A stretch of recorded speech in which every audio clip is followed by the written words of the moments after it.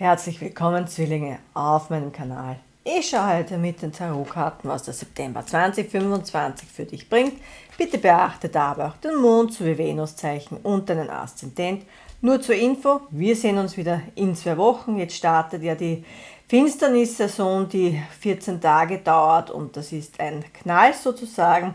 Und da ziehe ich mich energetisch lieber zurück und lege erst dann später wieder für dich Karten, wenn die Energien nicht so arg sind, sagen wir es so. Also, für Zwillinge bitte. Was kommt im September 2025 auf Zwillinge zu? Hier die 9 der Münzen und im Unterdeck habe ich den König der Stäbe. Ja, Zwillinge, eine Chance, die du ergriffen hast. Ich habe hier das Ass der Stäbe beim König der Stäbe.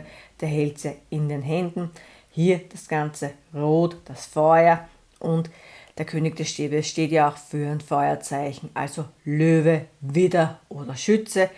Wir alle haben ja eigentlich alle Tierkreiszeichen irgendwo in unserer Geburtschart. Was ich hier aber reinbekomme, ist, dass eine Chance, die du bereits ergriffen hast, hier Früchte trägt mit den 9 der Münzen. Eine Münze noch, das sind über den 10 der Münzen bei dem absoluten Reichtum, beim Wohlstand und bei der materiellen Fülle. Und du siehst ja auch hier die Weintrauben, die ja für mich für den Herbst stehen, und auch die Münzkarten stehen für mich als Jahreszeit für den Herbst, weil wir ernten und auch du wirst hier ernten, Zwillinge. Aber ich nehme das eher ab September wahr, dass der Herbst für dich eine signifikante Jahreszeit sein wird. Und was ich reinbekomme, ist, dass diese Chance, also dass du zwar nur eine Chance, nur gut gesagt, eine Chance ergriffen hast, dass das Ganze aber vielfältig sein wird. Also du startest zum Beispiel mit einem YouTube-Kanal, nur ein Beispiel jetzt, und bleibst aber nicht bei diesem. Du glaubst halt, das ist nur ein YouTube-Kanal und da machst du das und das, zeigst du anderen, wie man richtig Duftkerzen herstellt. So. Und in Wirklichkeit führt dich das Ganze aber dazu, dass du dann auch eine eigene Webseite oder einen eigenen Online-Shop erstellst, wo du dann auch Anleitungen verkaufst, wie man die Duftkerzen richtig herstellt, und du machst dann auch eigene Workshops.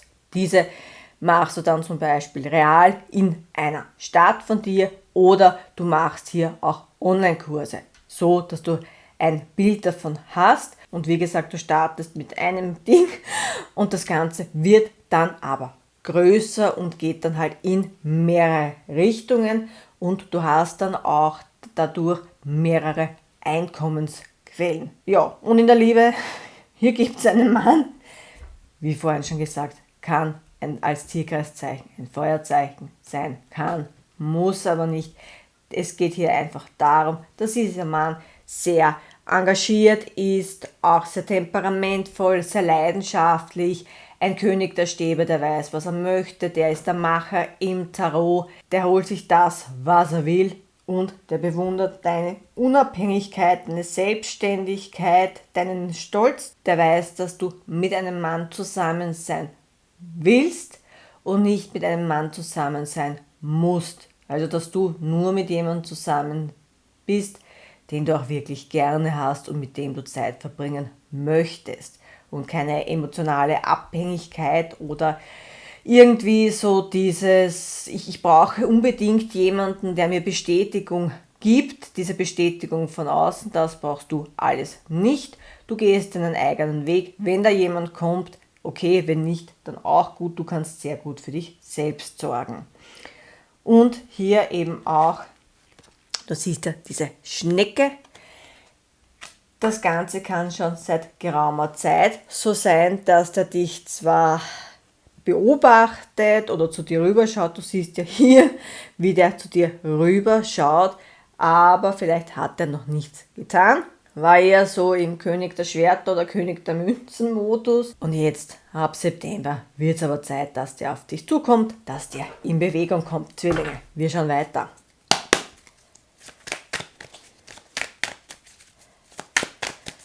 Wie geht's für Zwillinge weiter im September? Okay, so 18. große Arkana, der Mond. Und dann, okay, das sind 3 Karten. Dann habe ich die 9 der Stäbe. Und dann habe ich hier die 7 der Schwerter. Und im Unterdeck habe ich den Pagen der Kelche. Ja, erfolgsmäßig hier mit dem Mond und auch mit den 9 der Stäben. Da kann es sein, dass du ein wenig Angst hast, dass du, also jetzt nicht vor deinem, ich bleibe jetzt bei diesem Beispiel, nicht vor deinem YouTube-Kanal Angst hast, aber dass dir das andere ein wenig zu groß wird und wo du dir denkst, naja, schaut sich da überhaupt jemand so E-Books an, wie man Duftkerzen selbst herstellt, schaut da überhaupt jemand zu, wie bei diesen Workshops, kommt da überhaupt jemand zu meinem Workshop? Und da ist einfach der Rat, hör auf deine Intuition, nicht hier auf deine Angst, weil du dir selbst sozusagen eine Chance nehmen würdest mit diesem 7 der Schwertern. Hier geht es in diesem Fall nicht um Diebstahl und auch nicht so um Manipulation. In diesem Projektbeispiel nehme ich es und das musst du natürlich auf dich selbst ummünzen. Aber hier nehme ich es einfach so wahr, dass du irgendwie so Zweifel oder Selbstzweifel eben hast und für manche kann es sein, dass sie in der Vergangenheit schon etwas starten wollten. Das hat nicht funktioniert oder nicht so funktioniert, wie sie es eben gehofft hatten und dadurch bist du dann halt geneigt, Nein zu sagen oder diese Angst zu haben und hier ist einfach der Rat.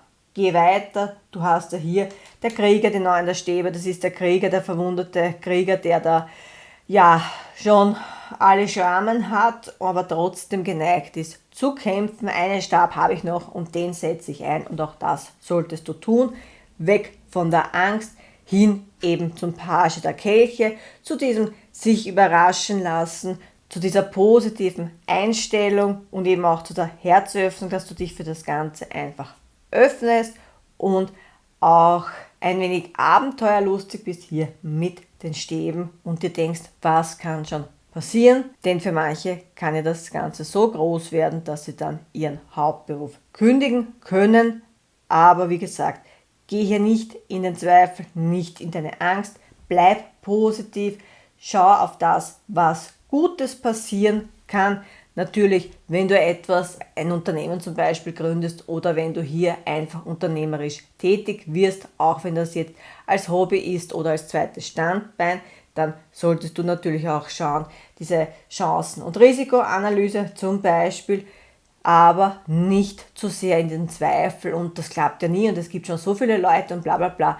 Jeder ist einmalig und es gibt auch Gründe, warum man zum Beispiel bei dir Kerzen kaufen sollte oder deine Anleitungen für Duftkerzen schauen sollte. Vielleicht kannst du einfach gut erklären, was andere wiederum nicht können oder vielleicht sagst du einfach, wo du gewisse Produkte beherbekommst und lässt die Leute nicht im Regen stehen, denn ich weiß aus eigener Erfahrung, ich stelle ja Duftkerzen im hobbymäßigen Bereich nur für mich her und wenn man da irgendjemanden anschreibt, hey, wo hast du die Formen her oder eben auch diese Duftöle, dann bekommt man auch oft keine Antworten. Also, liebestechnisch habe ich es eher so, und Verzeihung, hier hast du die 2 Türme und diese 2 Türme findest du auch in der 13. großen Arkana wieder, das ist die Todeskarte und dadurch, wenn du diese Chance eingehst, verändert sich etwas. Du kannst hier Dinge, die dich an irgendetwas hindern, am Weiterkommen hindern, loslassen und der Tod reitet ja auf die Sonne zu und die Sonne ist ja die beste Karte im ganzen Tarot-Deck. Also das wird erfolgreich, wenn du dich natürlich ins Zeug legst, einerseits Zwillinge, und weg von deinen Zweifeln gehst. So, aber jetzt, liebestechnisch, hier kommt eine Nachricht auf dich zu mit den Pagen der Kelche. Das Ganze kann überraschend kommen, weil du siehst ja auch hier, wie der Fisch da aus dem Kelch raus hüpft, also sozusagen du wirst hier überrascht. Du hast ja auch hier die Gefühle, aber jetzt bist du einmal dazu geneigt, davon zu laufen und nicht immer dein Gegenüber, denn hier kommt eine gefühlvolle Nachricht auf dich zu Aber du denkst dir dann eben, du schaust hier in die Vergangenheit, wer dich schon alle verletzt hat, Thomas, Jürgen, Johannes, Peter, keine Ahnung, such deinen Namen aus und daran denkst du. Du siehst ja auch hier, wie du in den Mond schaust, also in die Ängste, in den Zweifel und da mit diesen 7 der Schwertern haust du ab. Du hast hier die 5 der Schwerter in der Hand, das ist eben dieser Gedankenkampf, das Ego und da die 2 der Schwerter hast du ja hier, das ist eben diese Unsicherheit, diese Blockade, aber eben auch, dass du das Herz, da haben wir schon die Liebenden, dass du das Herz sozusagen verschließt. Ich zeige dir die Karte, hier siehst du es am besten und davon solltest du weggehen, weil du deinen eigenen Erfolg, sei es jetzt privat, aber auch in der Liebe, blockieren könntest. Siehst du? Das sind die 2 der Schwerter. Du musst eine Entscheidung treffen. Hier sind ja auch wieder die Gefühle, denn im Tarot steht das Wasser für die Gefühle und da verschließt du mit den Armen dein Herz, bist in Gedanken, die Schwerter stehen für die Gedanken und denkst eben daran, wie es früher war, der hat das mit mir gemacht und das war so mit dem und da kommt jemand auf dich zu und du denkst ja, das wird genauso wie früher. Wenn der König der Stäbe auf dich zukommt, der sieht so gut aus, denn der König der Stäbe ist der attraktivste Mann im ganzen Tarot. Und damit meine ich, dass nicht nur du den attraktiv findest, sondern auch andere Menschen. Und du bist ja zum Beispiel dann geneigt, ja, der hat ja eh so viele und warum sollte der jetzt mich wollen? Der will sicher nur das eine und sicher nichts Ernstes. Der wird mich genauso verletzen wie alle anderen, der wird sich das holen, was er will und dann ist er weg. Und das habe ich hier aber nicht und deswegen solltest du raus aus deinen Zweifel gehen, raus aus deiner Komfortzone, Zwillinge, machst dem Krebs nach, weil der ist ja auch hier, geht er ja aus dem Wasser raus und bahnt sich dann seinen Weg vorbei an den Wolf und an dem Hund und du solltest raus hier aus deiner Komfortzone, weg von der Vergangenheit, von diesen Zweifeln und eben rein in das Positive und dass du dich dem Ganzen sozusagen hingibst. Natürlich, es ist eine allgemeine Legung. Wenn der auf den ersten Blick schon wie ein Vollidiot aussieht und sich auch so benimmt, dann bitte lass das. Aber wenn der wirklich gefühlvoll ist und sich Mühe gibt, auf dich eingeht, dir die Geschenke macht oder kleine Gesten, die einfach zeigt, dass du ihm etwas wert bist, dann sage ich dir, selbst wenn ich dich nicht kenne, ist das wahrscheinlich schon mehr, was Jürgen, Klaus oder irgendwer in der Vergangenheit für dich getan hat und versteif dich nicht da auf das, was war. Schau in die Zukunft, schau hier mit den 9 der Münzen auf den Erfolg. Und wenn es nicht klappt, dann bist du einfach um eine Erfahrung weiser. Wir werden alle verletzt. Glaubst du, wie oft ich schon verletzt worden bin? Und ich lebe noch immer, ich gehe noch immer meinen Weg. Und ich weiß einfach, worauf muss ich bei einem Menschen achten. Vollkommen egal, ob das jetzt romantisch ist oder auch bei einer Freundschaft. Wo sind die roten Flaggen? Wer gibt mir Energie und welche Personen nehmen mir Energie bzw. kosten mich einfach viel Kraft. Um diese Erfahrung kommen wir alle nicht drumherum, aber wir werden einfach weiser und lernen mit der Zeit. Also Zwillinge, in diesem Sinn bin ich nun am Ende der Legung. Wenn du damit in Resonanz gehst, dann freue ich mich über deinen Kommentar bzw. Feedback. Ansonsten wünsche ich dir alles Liebe und bis in 2 Wochen.